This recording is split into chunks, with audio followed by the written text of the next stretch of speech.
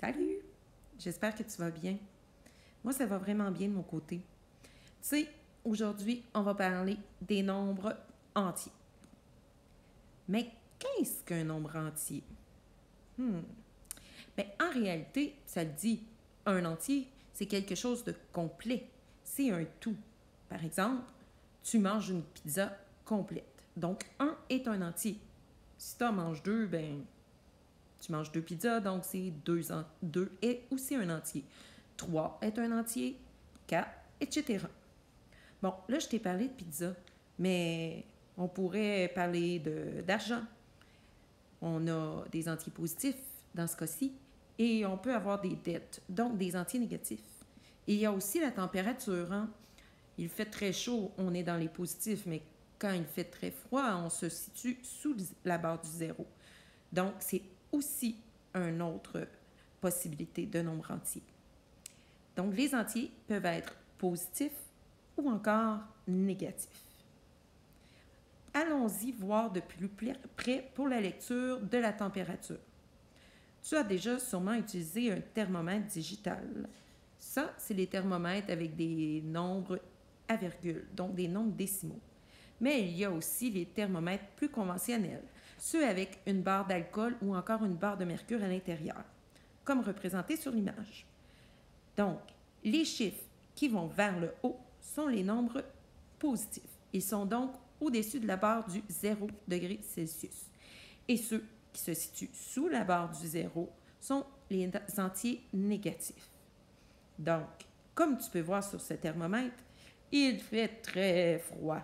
Effectivement, il fait une température de moins 30 degrés. Mathématiquement, on dit négatif 30.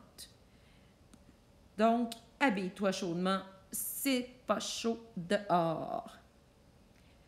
Par contre, ici, on voit une toute autre température. Effectivement, observe bien.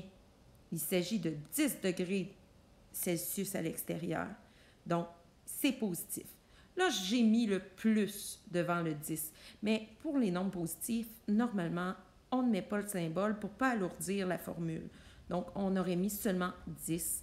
Et quand c'est sous-entendu, cela signifie que c'est positif. Donc là, on va se promener. Il fait beau, c'est le printemps. On adore ça. Voici un autre exemple où les nombres entiers sont très utilisés. Bon, j'ai fait du gardiennage en fin de semaine. Et, youpi, je me suis fait 10 $. Bon, c'est super. J'ai commencé à accumuler de l'argent, donc pourquoi pas aller faire... j'ai oublié, 10 $, c'est positif.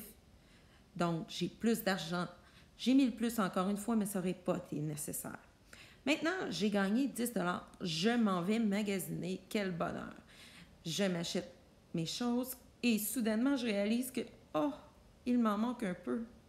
Il me manque 20 $. Au revoir, argent.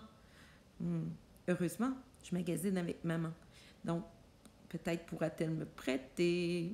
Maman. Ben oui, elle décide de me le prêter, mais maintenant, j'ai une dette de 20 $ envers ma mère. Donc ça, je le noterai négatif 20.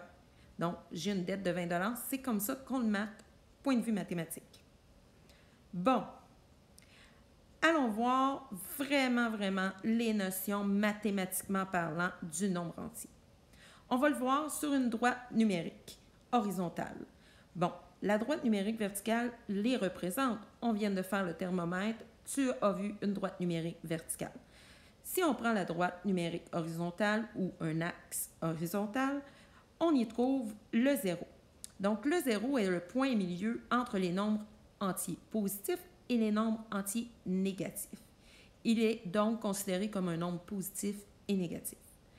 À droite du 0 se retrouvent les nombres entiers positifs, qu'on appelle aussi les nombres naturels, notés par la lettre N.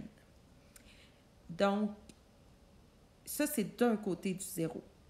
Le 0 fait un axe de symétrie sur la droite numérique et à sa gauche, on retrouve donc l'effet miroir, les nombres négatifs. Donc, en partant du 0, 0, négatif 1, négatif 2, négatif 3. chaque nombre entier a son opposé. Donc, 1, son opposé est négatif 1. 3, son opposé est négatif 3. Donc, à la gauche, on retrouve les nombres entiers négatifs. Des exemples sont mis. Par exemple, pour les températures, pour une dette, c'est un nombre négatif. Quand on se retrouve sous le niveau de la mer, c'est un nombre négatif.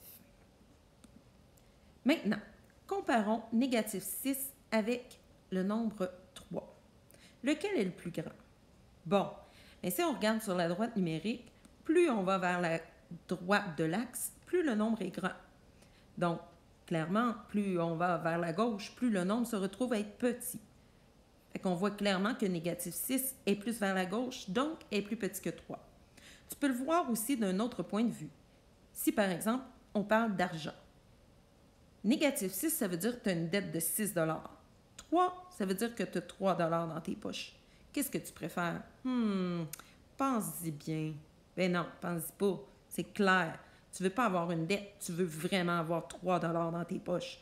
Donc, négatif 6, c'est encore plus petit que 3. Voilà, on a réglé ce problème. Bon, c'est pas mal tout ce que j'avais à te dire aujourd'hui. Oh non, j'oubliais. Je t'ai pas parlé du symbole du nombre entier. Bien, le voilà au bas de l'écran. C'est Z. Voilà, il y a une petite barre parallèle là, sur le Z.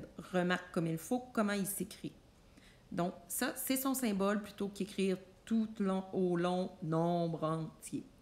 Sur ce, je te souhaite une super belle journée, puis j'ai des remerciements à faire à la page suivante concernant les sources de mes illustrations et les polices d'écriture utilisées. Bye!